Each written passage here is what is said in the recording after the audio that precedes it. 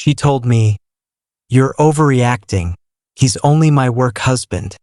I answered, "You're absolutely right. I do need to trust you more." Then I placed my full trust in a licensed private investigator. She learned what real work looked like the day a fat manila envelope full of photographs landed on the desk of her work husband's real wife. Hey everyone, if my posts keep showing up on your feed, take it as the universe nudging you. Hit that follow button and let's keep this channel growing. New story every single day. I'm 38. I own my house outright, run a small construction company, and I've always prided myself on reading people well. For the past 3 years, I was with Chloe, 32. When we met, she was sharp, hilarious, driven, the whole package. We built what I thought was a solid life. She moved into my place about 18 months ago and everything felt right, steady, comfortable. Then, roughly 6 months ago, the ground started shifting under me. It all began with one name, Liam, senior account director at her firm. At first, it was innocent. Liam loved my slides today. Liam and I carried the whole team on the budget report. Normal coworker stuff. I didn't think twice. But his name started appearing in every other sentence. Then came the phone habits. The device that used to sit face up on the coffee table now never left her grip. Screen always tilted away from me. I'd catch Liam's name lighting up the lock screen at 10:30 on a weeknight and watch her mouth curve into a private little smile before her thumbs flew across the keyboard. Next came the late nights at the office. What used to be a once-in-a-blue-moon thing turned into a twice-weekly ritual. She'd roll in after 11 smelling faintly of red wine and adrenaline. Eyes bright, going on about the insane day Liam and I just had. The real wake-up call was the weekend she bailed on concert tickets I'd bought months earlier for her birthday. At 4:55 p.m. she rang me. "Babe, I'm so sorry. Massive client emergency. Liam and I have to pull an all-nighter to save this account.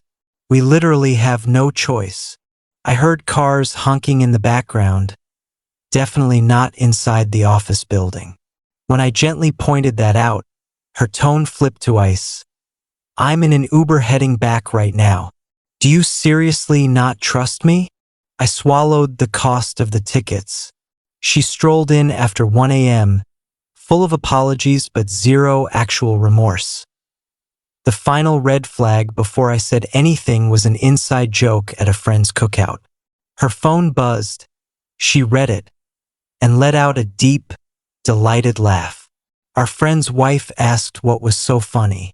Chloe waved it off with a secretive grin. "Oh, just a work thing. You wouldn't get it." The way she said it made it clear she and whoever was on the other end of that text lived in a club I wasn't invited to. That night I brought it up. Calmly. No yelling, no accusations. Just facts. The constant texting, the sudden avalanche of late nights, the private jokes, it was making me uneasy. It felt like her connection with this colleague was starting to eclipse ours. She looked at me like I was a child who just failed a simple test. Sighed theatrically. "Mark, you're being paranoid.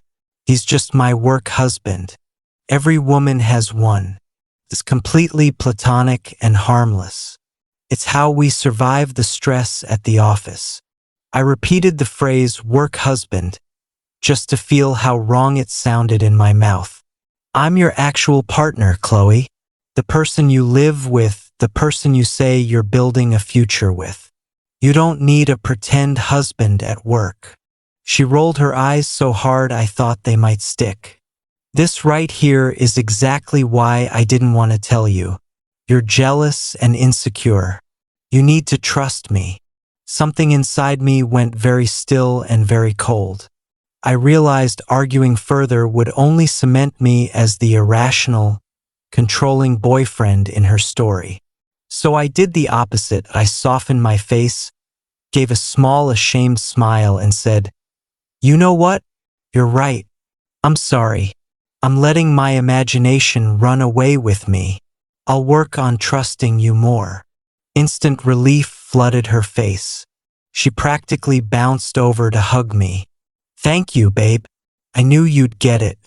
There's nothing to worry about, I promise." That night she fell asleep happy, believing she'd trained me back into line.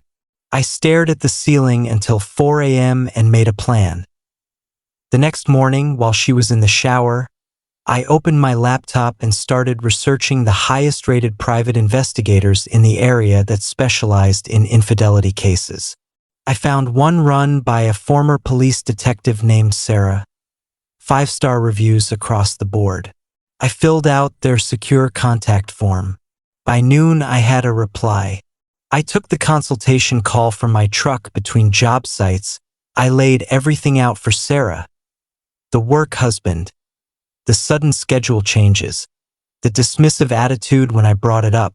I told her I didn't want theories. I wanted cold, hard evidence either way. She asked the standard question, "What will you do with whatever we find?" I told her the truth. If I'm wrong, I'll eat crow and apologize. If I'm right, I need proof that can't be gaslit away so I can end things cleanly. She liked the answer. We agreed on terms. I paid the retainer from my business account, not the joint one. I handed over every scrap of info I had: Chloe's full name, photo, license plate, work address, Liam's full name from an old email signature I'd seen, even the usual late work days, Tuesdays and Thursdays.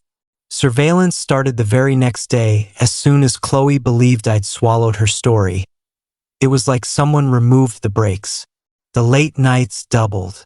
The texting became shameless. She didn't even bother angling the phone away anymore.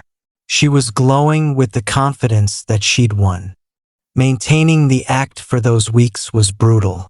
I'd come home, ask about her day, and she'd launch into glowing sagas of how she and Liam had crushed it in meetings, how they were totally in sync, how they were finishing each other's sentences.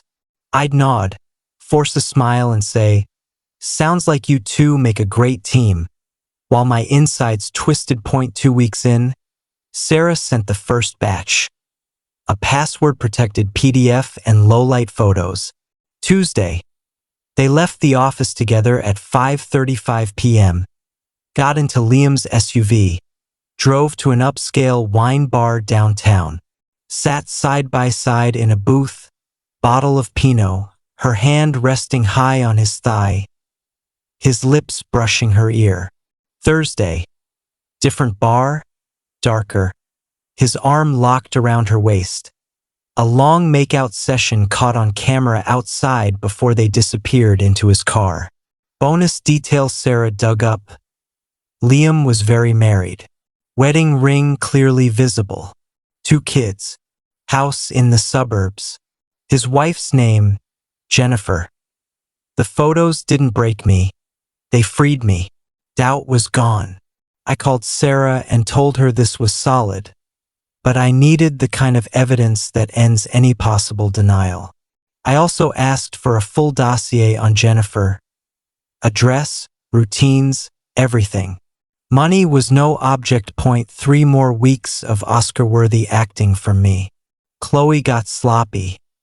She stopped inventing elaborate cover stories. Every Tuesday and Thursday became sacred emergency deadline nights. Then the final package arrived at my office via courier. Thick manila envelope, no return address, marked personal. I locked my door, opened it, and pulled out a stack of crystal clear 8 by 10 glossies and a typed report. The pattern was clockwork. Every Thursday they checked into the same mid-tier highway hotel at 4:20 p.m. cash payment. The photos were devastating. Hallway shots, key card in his hand, her palm in his back pocket. Then the money shots, taken from an adjoining room before they closed the drapes all the way. Explicit, unmistakable. No room for, "It's not what it looks like." I selected 6 of the least pornographic but most emotionally damning images. The front desk check-in, the parking lot kiss, several from inside the room that proved intent and intimacy beyond any doubt. I bought a fresh manila envelope at a print shop 2 towns over, typed an anonymous note on plain paper. You deserve to know what your husband does on his late nights. Photos enclosed are from this past Thursday. No signature. Drove to a post office I'd never used, dropped it in the outdoor box, and felt the weight lift off my shoulders. That same evening I packed every trace of Chloe. Clothes, shoes, skincare, books, jewelry, all neatly boxed and stacked in the guest room. For the next 48 hours I lived normally. Went to work, cooked dinner, watched baseball.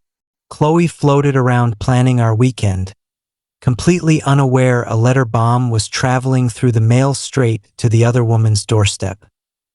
Saturday afternoon my phone exploded. Missed calls, frantic texts. Call me right NOW, what did you do? Jennifer got pictures, Mark answer me, how could you do this to me? I sat in the garage, let the phone buzz itself silent, and felt nothing but calm.